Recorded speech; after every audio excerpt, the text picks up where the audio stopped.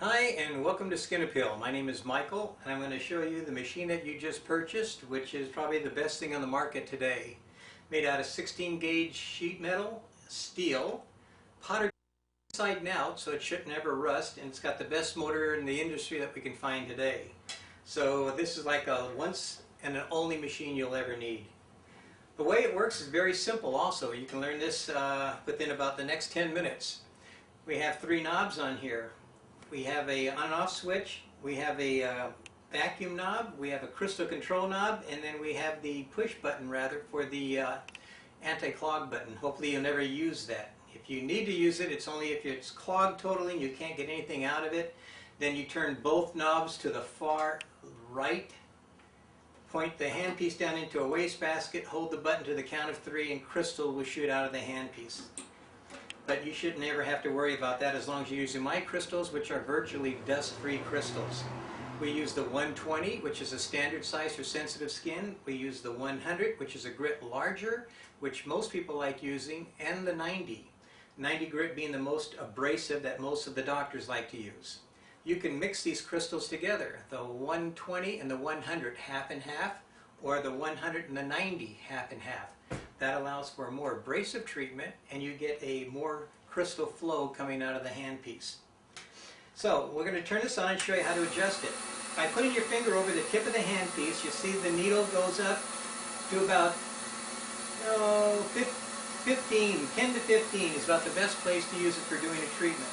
It'll go all the way up to around 20, 25, but that's way too abrasive. It's good for doing hands and feet, but not so much for the face. So we keep this around 10 to 15.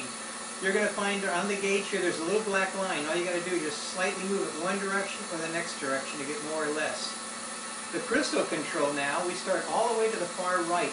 Very little jumping in here. But when I turn up the crystal flow, it starts to jump because we get air forced in here, fluffs up the crystal and gives you more crystal coming out your handpiece. So if you're not happy with how much you're getting, turn this on and you can get more. It doesn't leave a lot of crystal on the skin, and it shouldn't leave a lot of crystal because of the vacuum pressure of the motor. It will suck it up just as fast as it lays it down. But if you need to see crystal, then go ahead and turn that up. The handpiece now. On the handpiece we have 3 nozzles. They're adjustable. We have a little tool that we made for it. You can put the tool on it and then unscrew it or screw it. You can also do it with your fingertips. Relief 1, this is the medium size, then you have a large and a small. The larger one is more abrasive. Only one of these holes have threads in it, so you can't make a mistake. So you screw that in, take the nozzle, put it directly over that, and you're all set to go. It's closer to the opening, so it's going to be a lot more abrasive. If you were to use the little tiny one here, then it's going to be more gentle for those that want a less abrasive treatment, that are more sensitive. Again, just screw this into that one little hole. Place the tip over it and you're all set to go. There's a bigger distance, it's more of a flare, and it gives you more crystal, but it's more gentle. On the other side of the handpiece, there's a large screw here that should be changed once a year. As you can see, there's threads on this screw. The crystal passes through this hole and it gradually wears out the metal, and when it does, these threads get thin and they can break off inside the handpiece. To prevent that, once a year, unscrew this, put in the brand new one, and you're all set to go. Okay? You should have an extra one in your kit. If not, they're $16 each if you want to change it more often than that. The handpiece slaps right into the little socket there. To remove it, take it from the bottom and pull out. Place it back in again, push it in. The tip, where the tubing goes into, has a little lock on it. You can see it opens and then it closes. So when I pull, it opens. When I push, it closes. You want to push that close with your thumb and your index, hold it closed, pull and twist to get the tubing out.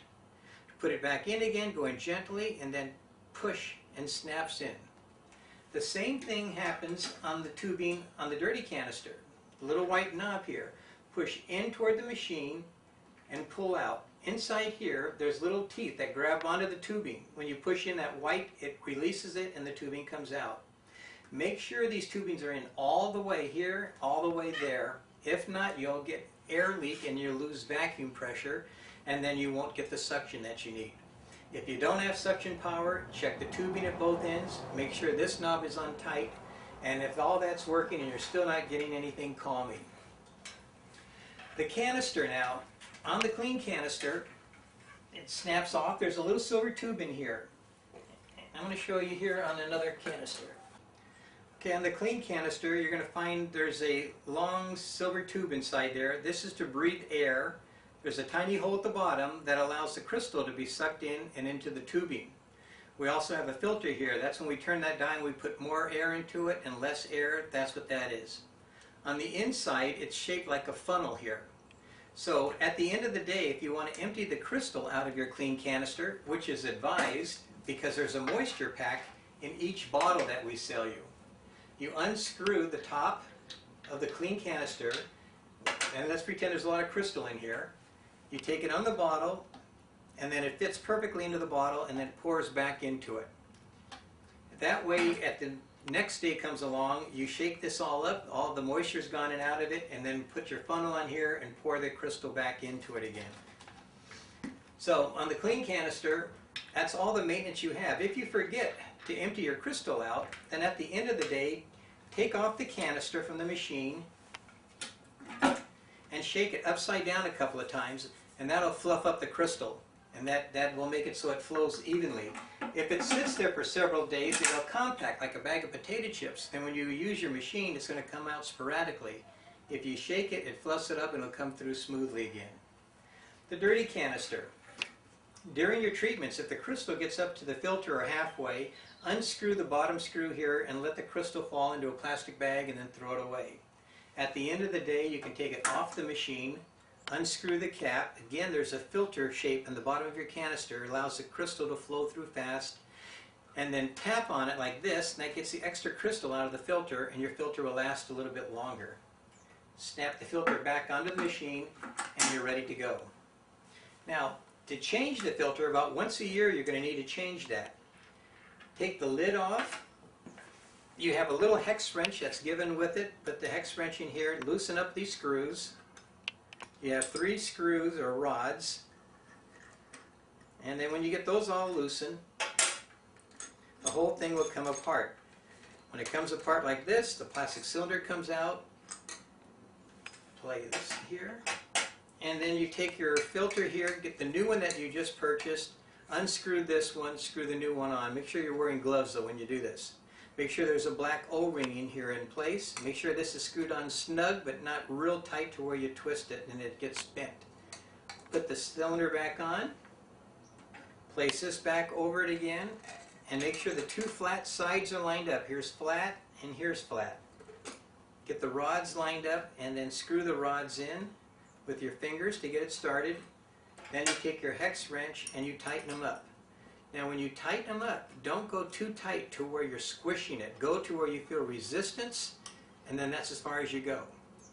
If you over tighten it, it's not going to fit correctly into the machine. If you make it too tight, it's going to be down here. This won't be lined up with the hole, it'll be under the hole. And if it's too loose, it'll be above the hole and it won't fit in right. So if it's not fitting, either loosen the rods or tighten the rods, and then once it's lined up perfectly, put your hand on the metal and then rock it and it'll snap right in. The bottom, when you put it in, it snaps in here, push down here. Snaps up here, push up here. That's all you have to know. Going to the back of the machine, we have a filter. In case something happens and it gets past your dirty filter here, this is a safety filter, so you never have to have your machine inspected or sent in for cleaning or servicing. If you do notice crystal, all you need to do is to unscrew this. It's a little plastic filter here. Take a toothbrush, brush off the filter with it, make sure the O-ring is in place, wipe this out with the Kleenex on the inside, and then screw it back on again. When you screw it on, make sure that that's snug too, because it'll start to leak. Okay, one more thing I wanted to show you I forgot about is in case you blow a fuse. We have a little fuse box here. Remove the little cord. Take a screwdriver, needle nose plier, something. It's very difficult to get out. There's a tiny little lip in here, and you have to pry it open like this, and then it comes out. Here's your fuse that's burnt. remove this fuse, and inside this little box there's a spare, and what you do is you push this through until you pop out the spare and put it back into place here. So here's your burned one on top, and your new one is in the middle of the box. Placing it back in, this little hook is upward. Slide it in here, and then go ahead and push it all the way in, and it snaps into place, and you're ready to go. Now if you use one of those little strips, that'll help prevent burning out a fuse, and that'll save the life of this. These are special fuses that are slow blow, so that if the motor peaks it doesn't burn out. So if you replace it, you'll need to replace it with a slow blow fuse. This, by the way, is a diamond tip.